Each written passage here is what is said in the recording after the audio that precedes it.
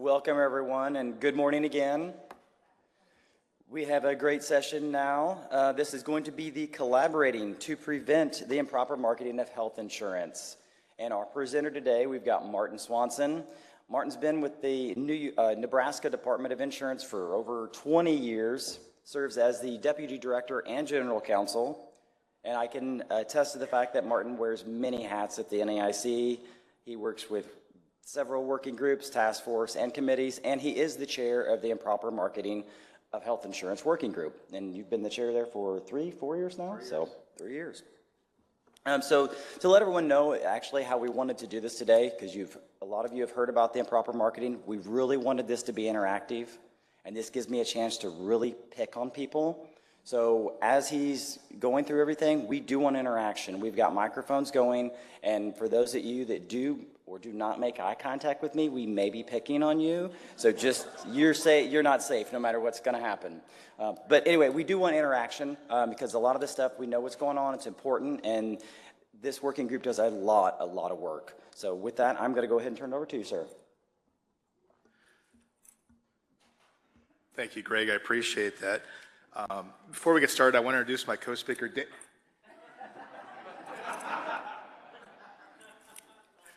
I don't know how many pro wrestling fans are in the audience, but there's a wrestler by John Cena says, "You can't see me." And unfortunately, I should say, Dave had to go back home. His daughter is in a match today. She's a senior in college, and this is one of those opportunities he doesn't want to waste. So he was going to be here for half the presentation, but he forgot there's a difference between East Coast and Central Time. So we will give him a hard time for a long time about this, but as we always say, family should come first. So that's where Dave's at. But normally, Dave and I would have a lot of great banter going back and forth to fill some time, and since it's just me up here, I really would appreciate audience interaction. And before we get started, let me ask this question. How many state regulators are in the room? Raise your hand. Okay, majority. Federal regulators. There's the CMS table. Hi, CMS, how y'all doing? It's good to see you. How many industry folks in the room? Okay, good. We have some of each, which is important because the improper marketing crosses all of our lines.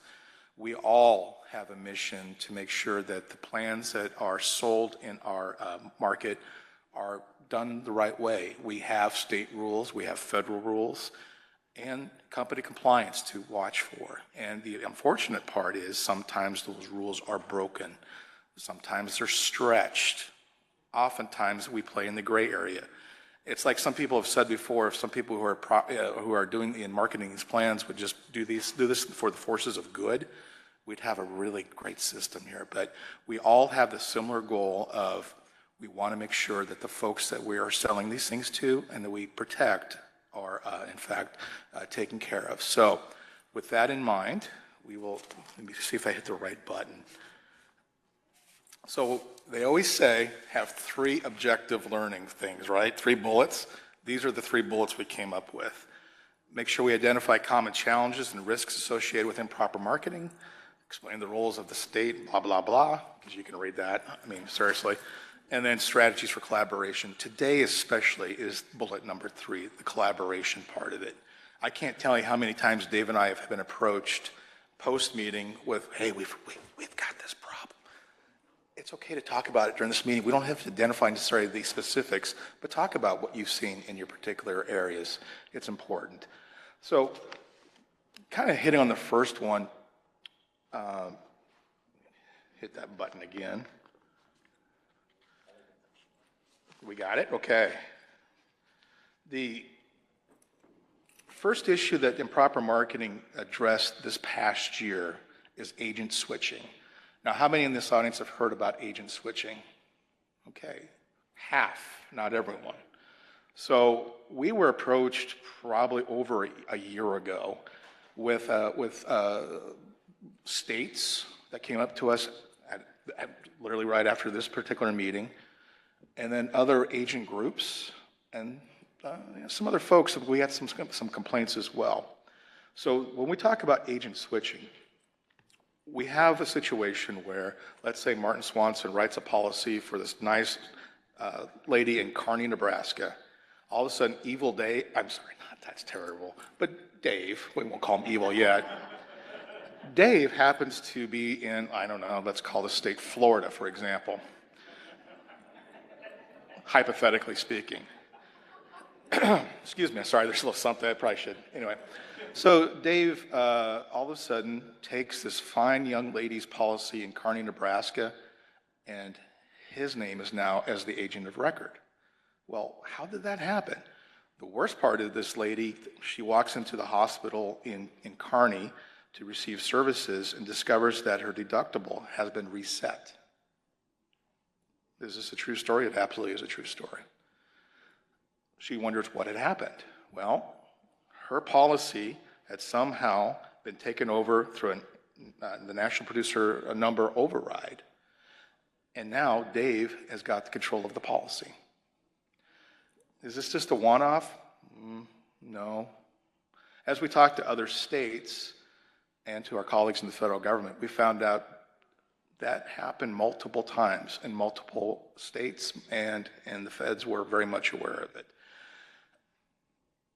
The dangers is exactly what we stated, and why we took this issue very seriously was not only are agents probably stealing clients, and we found out later on in some circumstances it was literally a warehouse in Florida where there was a group of folks just typing and overriding those NPNs as they possibly could, fast as they could, to collect commissions on a grandiose level, and burning and churning as best they could. It really had an impact on individuals. It really had an impact on those consumers. So we worked hard to try to figure out what was going on. So we worked, immediately contacted our friends at Socio and said, this is a problem. What is going on? What are we seeing? And most of this entryway was in through the electronic portal system. So whereas there are programs out there that all the not all, but a lot of producers use, who type in the information. Somehow, when you put that information through that commonality of that portal, there was an ability for that to be overridden by other producers in another state or similarly. Some states allow for NPN overrides. 6 states I know for sure do not. So this was an opening that some had used to get that extra commission, unbeknownst to the consumer who didn't know their policy was switched. So we have a consumer problem. We have a secondary problem. Because of the way the system was set up, there were some folks who maybe transferring in from Medicaid, but those folks then would jump that dollar amount up just over the threshold to get a bronze plan, so that trigger over a enrollment into that plan. We see churning within the bronze level as well. So if you saw those new rules that were issued by Socio, that was in part because of what was going on with the switching issues. So there's more additional compliance techniques implemented by Socio to try to tamper that down, because there was a constant churning of folks, which potentially led in some actuaries' mind to a third problem. And that third problem was rates.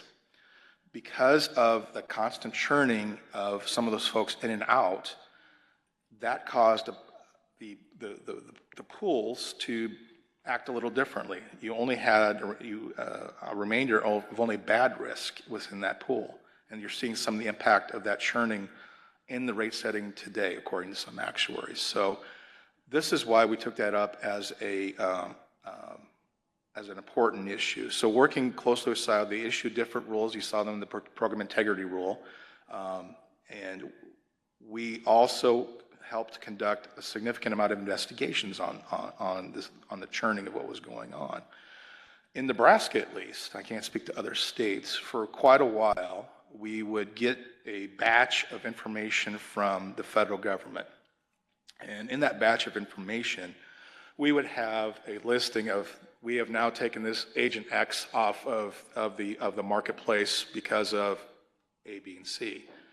It didn't necessarily contain evidence. It just said we're doing this preliminary, and then they can have some kind of response back. We get that information back and we go, okay, not quite yet what to sure to do with this. Then we get the second letter from Society that says, okay, now we've really booted them off, which is good. We wanted them to, if they're doing this, we needed them to kind of go away. At the state level, and this is a constant theme that Dave and I have raised over a year's period, we appreciate what you're doing at Society's level, but we at the state still control what? The license. So if we see a problem and this person has a license to do business in Nebraska, has an ability to do business in Texas, Oklahoma, or wherever it may be, you got to let us know and you got to provide us the evidence if you can, please.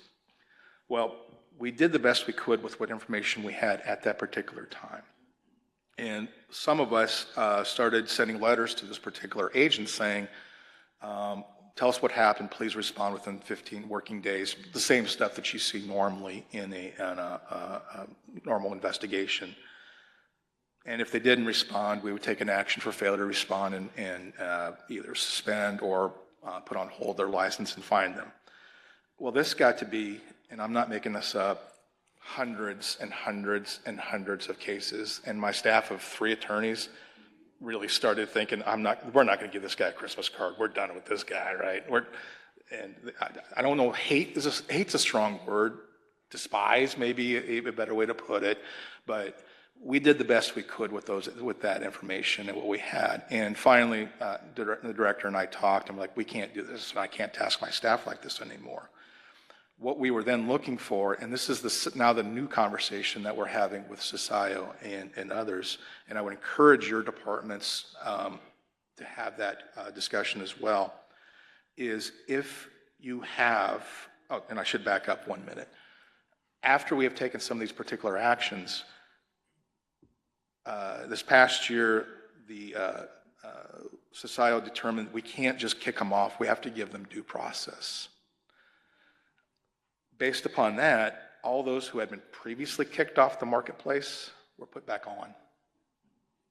Hundreds, thousands, tens of thousands, I'm not sure.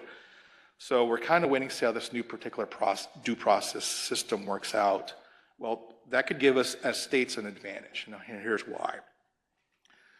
I've had meetings, and other states have had with Peter Nelson, the head of Socio, and one thing that's held us up through this entire process of doing our job and looking into the agent switching issues a little bit deeper is that lack of actual physical evidence of the testimony they may have or just what had actually happened in these particular cases, other than looks like you didn't do this, but how did they not do this? What did they not do, and what evidence do you have?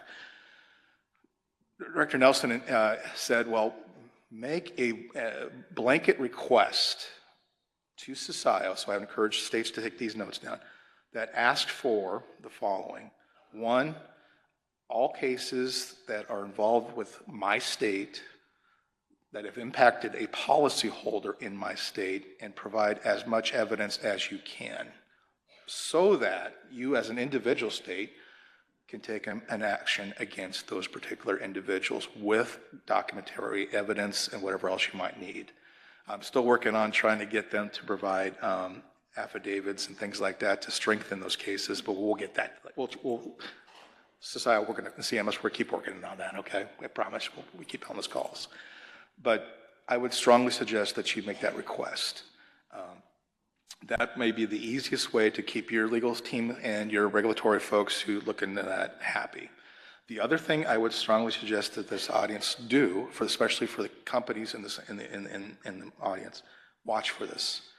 I know there are new rules, and we've had very productive conversations with ACLI, with AHIP, and Blues on how to monitor the churning over these particular policies. So have those conversations with the companies that are on your marketplace. Make sure that they're trying to do what they're supposed to do and what the monitoring that they can perform. And then if they have evidence, have them provided to you, because we don't need these particular producers on the market anymore. They're only there they're not there for the right reasons. So that's what we're doing with agent switching. We continue to monitor it. I think it's been good progress. I think we can do a little bit better, but I will now ask if there are any questions or comments or any examples anybody has in the audience. I'm really looking at CMS people to see if they want to comment, not that I'm pointing them out. Hey, there you, look at that. A hand went up. Amazing. Thank you.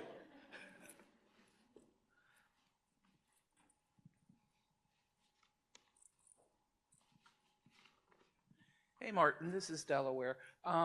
Do you have the address that that we should send the email request asking for all the records? Not on me. But I think if you hit your CMS rep or send an email to Brian Webb and at the NEIC, for those who know Brian, he is the health connection for that talks to CMS on a weekly basis.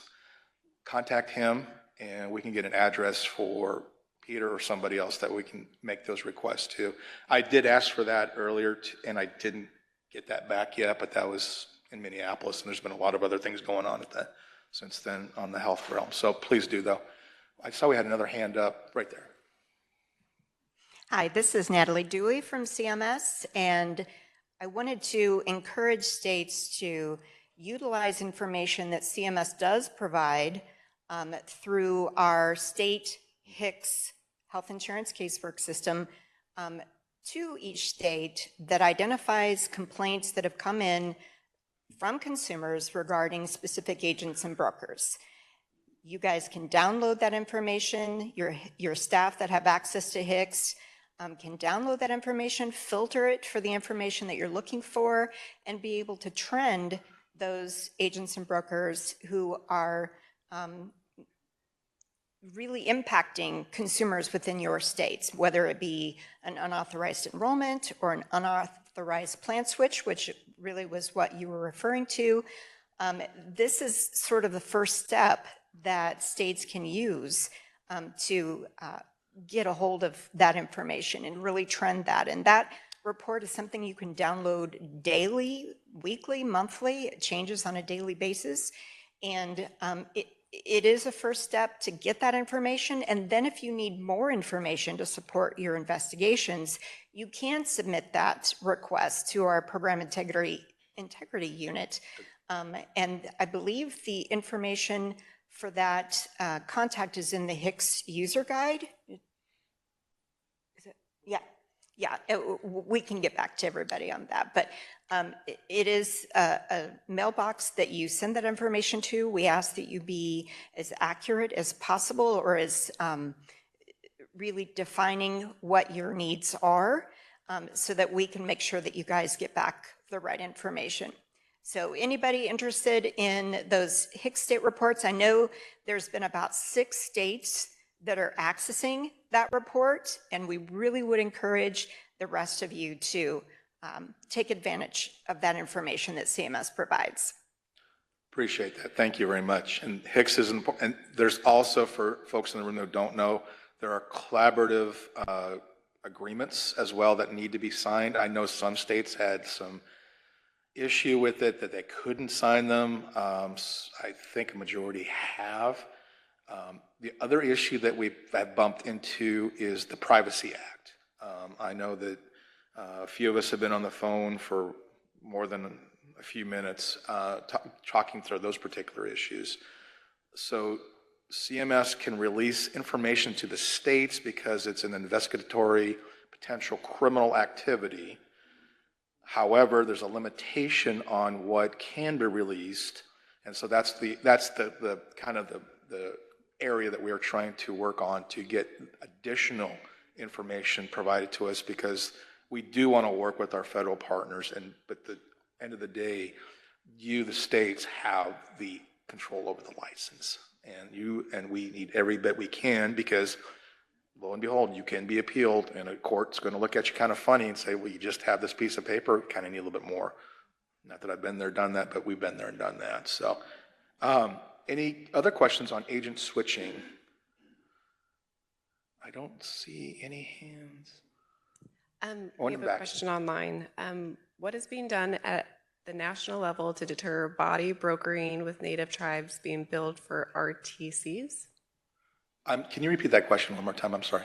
Yes. What is being done at the national level to deter body brokering with native tribes being billed for RTCs? I don't know the answer to that question. How about that for a response? Tim.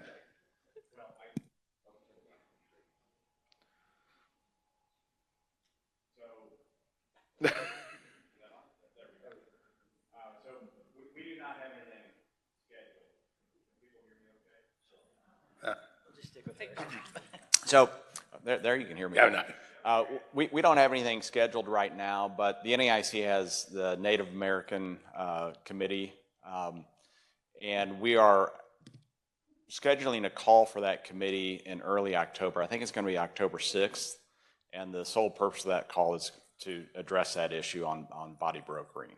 So if you're not plugged into that committee, let me know.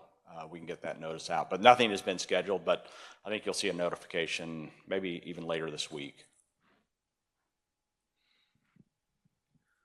Tim Mullen for the save. Nice job. Well, we'll move on for the kind of the next issue, marketing. Martin, if I could, Oh, sir. I'm going to steal the show here from you. Please. Oh, gosh, please. No, no, I don't want to sit up there and banter with you. I would never win. So I wanted to say that CMS does have a rescission process that I actually work on that works with states and issuers to report these body brokering issues, the sober home schemes that we're seeing, people on Medicaid that are being enrolled in QHPs on the ACA. And we do review those from issuers, and we do, when we see trends, we do report those entities, whether it be the body broker or the agent, to law enforcement for further investigation. Great. So we are trying very hard to sort of prevent it on the front end before it gets to us in the rescission process. So thank you for that comment. No, thank you. Appreciate that. It's great information. Any other? Another one. Crystal? In regards to the body brokerage, we have had that quite a lot in our state because of our reservations and our Native American population. And I guess my ask with CMS is to really engage with the Native American working group in that space, because one of the things that the carriers that we're working with is that, yes, there's a rescission process. And we all know it's a process. You can't just rescind policies because you have a hunch. But by the time they're rescinded, the companies have already paid out thousands of dollars in claims. But also the consumer is harmed. I mean, we've had scenarios where these people are sent to states and just left there. And so, yes, rescinding a policy is one thing, but these people are literally being stranded in states with no support and can't get home. So just, it's a huge issue. And so I just ask that CMS, I don't want to say you circumvent your process, but it needs to be streamlined because it's slow, is what we hear from our insurers. Thank you. Any other, anybody else want to comment? Okay. No, that's great. Thank you for that conversation. Oh, we got. Oh, hello. Cool. I got a question I have now. I'm from Louisiana. I've noticed, we've received all the emails about the suspension and the actions from CMS for these agents. But I'm always finding that these are simply individuals. There never seems to be any connection in any of the things that I've seen connecting them to an agency or a larger group, because it's my opinion that it's the agencies. There is some marketing organization or a firm that's really orchestrating these, and I don't see any way where we're tying this together. Is this something that's being investigated behind the scenes? Couple things on that. Yes, it is. I would say more so at the state level, because that's kind of one of the questions I always want to do on the follow-up. Are you part of an agency? And some of the investigations that we had did kind of get us there to we knew who they were. And then we could take an action against the designated producer at least. So you're absolutely correct. I think there's some agency issues here. We've also had conversations with CSIO about how do you regulate a agency. So there's interest at the federal level on that very issue because I know they're noticing it as well. So we've had, I think, at least 2 calls with them about that, and whether or not that's going to be another cue in there to or prompt that you need to enter in if you're part of an agency. I don't know the answer to that yet, but I think that's something that's going to be at least discussed going forward. So your concern is absolutely correct. So my suggestion is for the state level, if you have an investigation going on one of these folks, ask that question and then find out who that designated producer is if they do admit to being part of an agency, and have another conversation with that designated producer because that's going to be critical.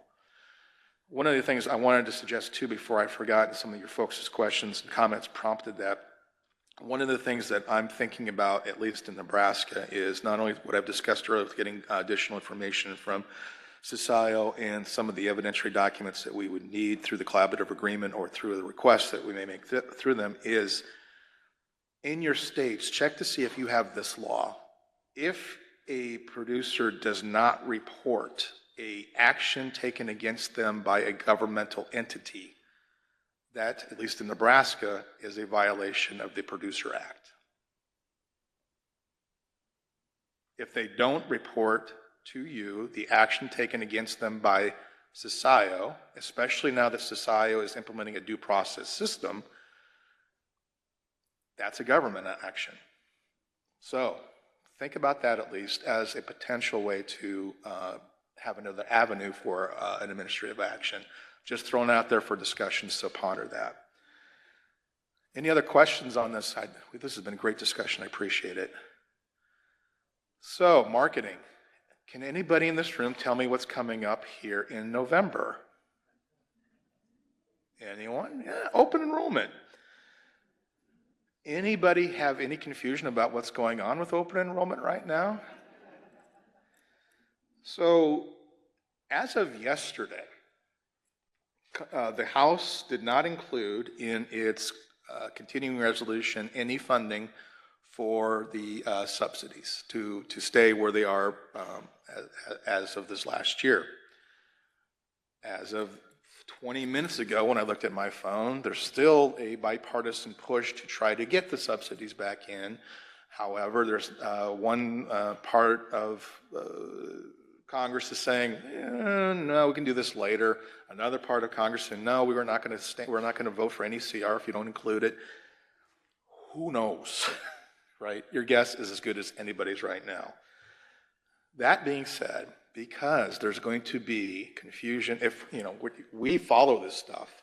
Imagine if you're just trying to buy a plan right now and you have no clue, because letters and notifications are going out from the companies right now about whether your rates are going to go up, or pretty soon, when they get locked down. I know there's been some guidance from CMS on that, I think just here recently, whether, what rates you're going to put in there and how much they're going to go up. And we all know that the rates are going to go up on average, 23% depending. So you're going to get a lot of confusion. Your consumer affairs divisions are going to get calls. We all know that's happening. Here's where I worry, and I think everybody here should worry as well. Because let's just say the rates do stay where they're at on average. Guess who's coming back to dinner? The marketers who are going to try to sell you plans, sell your folks in your state plans that are sort of ACA compliant, but not really ACA compliant. They're going to be short-term duration plans with benefits that may not include everything that the ACA plans do.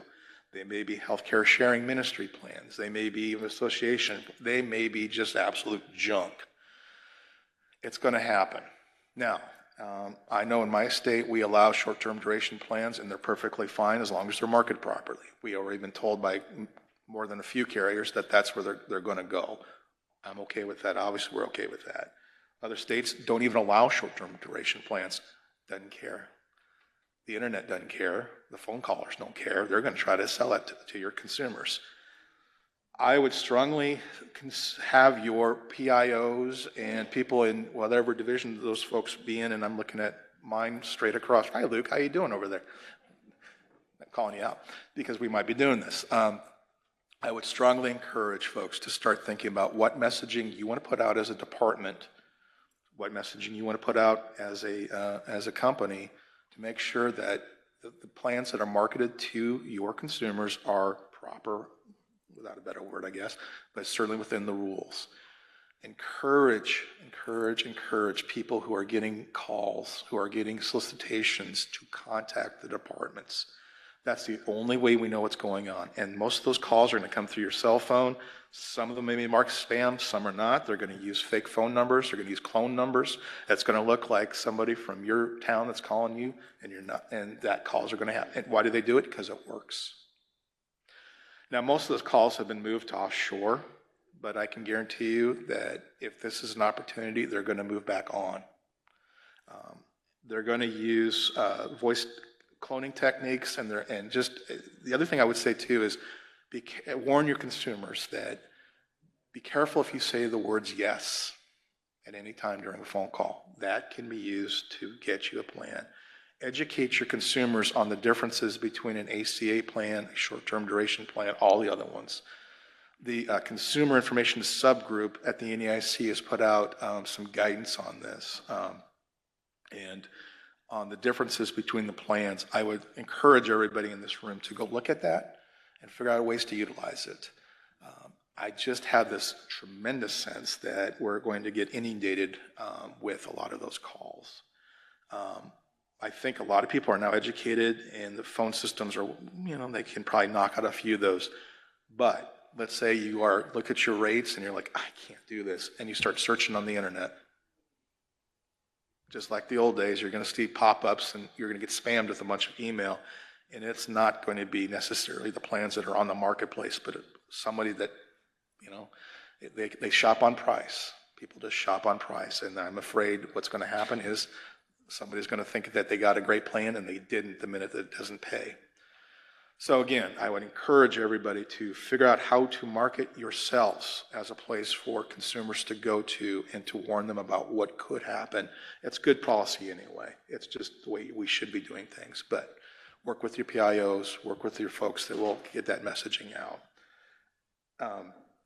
There are going to be a bunch of deceptive websites popping up. We've seen it before. We're going to see it again. So again, I'm not discouraging people from going to different alternative plans, but just know what you're purchasing. So have any states put out any kind of guidance on marketing that here with the upcoming open enrollment season?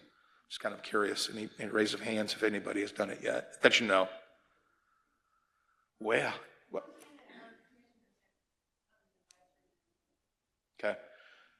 And advisor, did that go out to anybody else? Like, what kind of distribution network do you put that on? Newsletter, okay. Any thought of using social media or other methods to get that out? I'm not sure. Okay. Because I work in compliance and not in that area. Okay. And would Oh, I do have one other question though. sure. Okay, in regard to the new catastrophic plans coming out, I think they're going to be called the copper plans. Yeah. Are those going to be ready in time for 2026, or are they? We don't know. Nobody knows.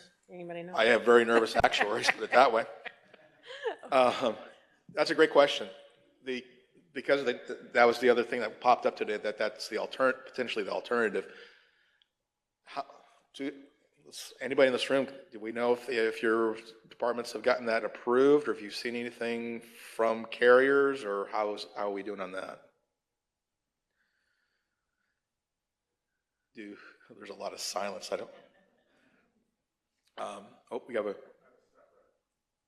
Okay. So Martin, I do the Health Benefit Institute, and they do a lot of accepted benefits. Last time, a number of them got embroiled with agents who would sell one of their policies and bundle them with a bunch of other companies' pieces, and they would find out later. So they may sell a specified disease plan, and the agent sells a separate fixed indemnity plan and sells a separate accident-only plan. It's important in the spirit of this with collaboration to let the companies know if you're seeing agents do that so they can take their action from a sales perspective and get those agents off their books. That's hugely helpful from that standpoint as well. Agreed. And the carriers have been, just on agent switching and these similar issues, have been very good. I would encourage carriers in the room, if you have terminated an agent for cause, you need to send that to the departments. Please do that. I know some just reported through NAIPR. We have a rule in a law in Nebraska that says you got to report that. Why? Because we take those very seriously. If you're firing somebody, something really must have really went wrong. So please, please, please send those in to us so we can do like JP said. Then if they're fired from that company, we want to make sure that they are not out harming consumers. The other thing, before I forget to mention this, is how many have heard of the court case out of Maryland?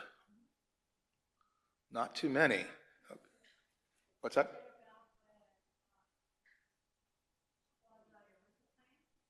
No, this is about they're holding back some of the program integrity rules or putting a stay on that. And one of the areas is the de minimis rule.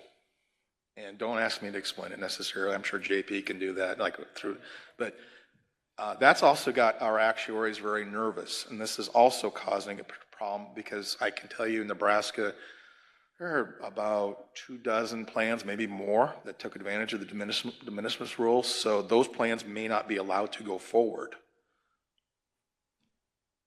We won't know if that rule is going to stay in place until probably Friday. So that's, again, causing our poor Margaret at our office. She pops into my office. Do you hear anything yet? No, Mark, I have not heard anything yet. Go run some numbers. But it's one of those things as the attorney that we have to say, I can't force a court to do anything. I can't force the Circuit Court of Appeals to do anything. It's just going to take a little bit of time. The judicial branch does not care one whit about a state's problems. So, but watch for that too, because that's going to cause some plan confusion out there as well. Yep, JP. Where that's going to impact is on the rate perspective, Yes. because they allowed a lower actuarial value plan. There's been movements on that from the Trump administration, from the Obama to the Trump to the Biden back to the Trump. And so the choices are, in this environment with that's going to have, if they don't allow, it's going to create some, it's going to eliminate some lower cost options. Yeah. Yeah. So yeah, there's no confusion out there whatsoever in the market. Any other thoughts on marketing and areas that you folks think? Yeah, we actually, Jason here, he tripped over a TPA that was doing this renewal process, right? In Oregon, we actually regulate this stuff.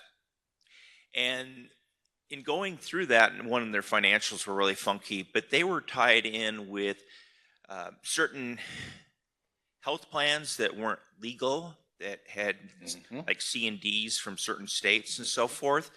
So we're starting to see that triangulation. So it might be worthwhile for the states that regulate those TPAs to find what that nexus is, because these new health type plans that Martin you're talking about, they have to have a landing zone to process those claims, if you follow.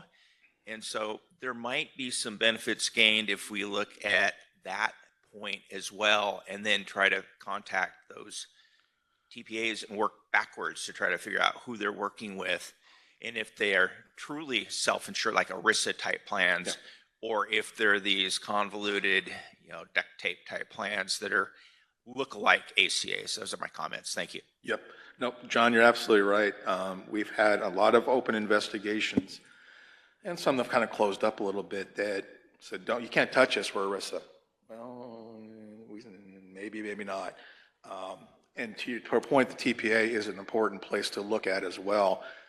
I know where I get a little hesitant is just because my TPA law isn't that strong in enforcement. That's something like to think about maybe a model revision at some point to put a little more teeth into that, because you're exactly right. That's the vehicle they're using as the excuse to proffer some of these plans. Crystal, you got a comment? Yeah, I think to piggyback off the TPA, not only do you have the TPA challenge, but you have brokers that aren't necessarily producers. They're not necessarily TPAs, but they also do claims. They're a weird hodgepodge.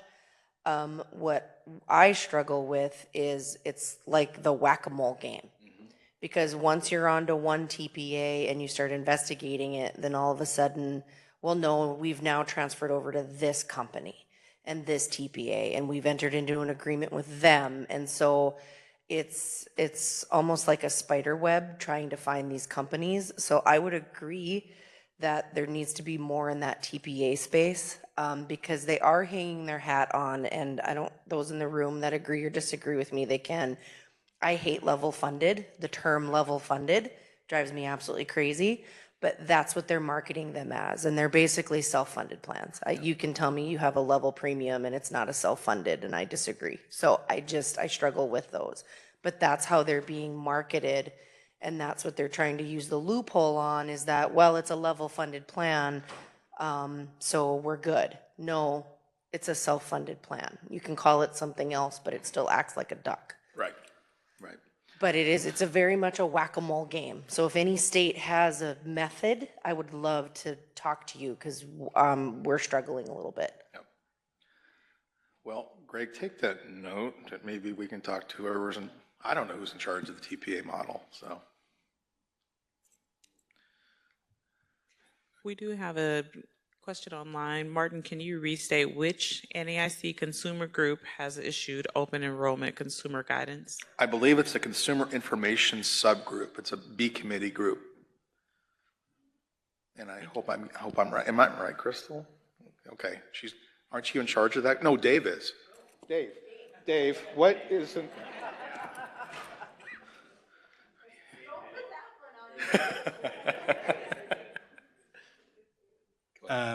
Joe Wall from North Carolina. Just want to let you know, we've put an advisory memorandum out on our website regarding marketing, just to remind agents that they cannot market any Medicare prior to October 1st. And we did that. We also sent out to all the producers that have that line of authority as a blast email as well, just basically let them know, hey, this is what you cannot do before October 1st. Thank you for that excellent transition. If you notice, the next bullet point is senior issues. I appreciate that. We didn't really arrange that. That was pretty cool. Great thing to do, and I'll have to look that up as well. So I know, yeah, I work for the state. I got no money. Come on, do this. Come on. It's going to be, the senior population is growing, right? We all know that, and there has been fruitful opportunity for scamsters to take advantage of that particular market. Highly encourage you to work with your SHIP programs, hopefully if they're in your department, or if they're with the Department of Aging, where they may be. They usually have a senior patrol unit that does a lot of work in scams as well. So if you're getting calls at your department, please also refer those to them, because they work directly with CMS and have that ability to make those reports. What we're seeing in there is a couple things. One, we are getting it seems like all the time, hey, the cards have changed. We need to have you give us your numbers so we can get your new card sent to you. Medicare doesn't call you. Medicare doesn't do that to you. They're going to send you a letter, but they're not going to call you like that. Unfortunately, a lot of people have fallen for that. Another particular issue that we've seen that's of worry is, I'll give you the example firsthand. Walk into my mom's house and go in, say hi, and then she goes, "You're not putting me in the home." And okay, that's a whole different story. Well, we did, but that's the whole thing. But and part of it was because as I'm looking, here's a box, a big old huge box by the table, filled with nothing but knee braces, elbow braces, wrist guard. My son's looking at it and goes, "Oh, sweet knee guard. I could use that for football." No, hold on. I go, "Mom, why did you get this?" And she goes, "I don't know. They just sent it to me." Well, somebody got a hold of her Medicare card. Somebody figured out they had Med Sup. We traced it back. We figured out where that came from. That, as I told my son, you can't use that. That's called evidence now. I tried to explain chain of custody to him, but he didn't want to hear it. So I took that back to our SHIP division and said, Leona, my mom's been scammed, and she wasn't alone. We had multiple reports from across the state of the DMEs being sent out. And you think that's an isolated incident, but talking to our Jonathan Burleson, who is, if you have not met him, from our SHIP division, he is a fantastic speaker. We call him Mr. Medicare. He goes, no. This is one of the things we talk about that's happening statewide. So if it's happening in Nebraska, the state farthest away from any ocean, it's happening to the ones that are closer to the ocean as well. So watch for that too, and work closely with CMS and the SHIPs on that, because that's happening as well. And the other ones that I worry closely, we didn't put the fun slides in here this year because we need to refresh that. But the seniors will be targeted for ads on Facebook and other social media platforms when they start typing in Medicare or anything like that. So they'll get ads, Trump care for Medicare, they'll get Biden care, they'll get all these different, insert president here, insert politician here. And they'll go, oh, something's changed. And they'll click on it, and all of a sudden they're going to get calls. I am not quite yet to senior level. I am inching up there every day. And I'm getting calls saying, are you on Medicare? I'm like, not yet, but the calls are coming through too. And for those, and this is, in all seriousness, one of the reasons, it was time for Mom to go to the home was she was answering those calls. You get a lonely 80-year-old woman and whose sons don't call her enough, obviously. She's going to make the phone calls. So we put big old letters, do not take this call, do not take this call. Nonetheless, she would. So that also was a problem. So those calls happen. Please if you can find out about them, report them to your SHIPs and to CMS through that process. Any questions on that? Okay. And then I'd just like to end up with, there actually is blank spots on the slide. I'll try. Oh, look at that fanciness without just popping up. I am so impressed, Greg. We've had successes, and I really believe the collaboration between us, the states, us, the federal government, and us, the carriers, have made a difference. So there have been articles published, there have been fines issued by the Federal Trade Commission, by the Federal Communications Commission. There have been investigations by CSIO, Department of Labor, and the FBI. We've seen actual arrests, people put in eventual, orange jumpsuits with silver bracelets on. California's issued a whole bunch of C&Ds and kind of what John is referring to on a few entities. One of the ones that we're kind of looking into it right now is Thin Blue Line, who have been marketing to police officers and taking away and not paying claims. That's probably happened in your state too, and so look into that. And so with the final few seconds I got left, I want to thank all of you for your work in investigating these matters, working with us, working together, and more importantly, thank you for attending today. And if you have any final questions, I can stay up here for a few minutes and answer them. And I got one right back there. Not a question.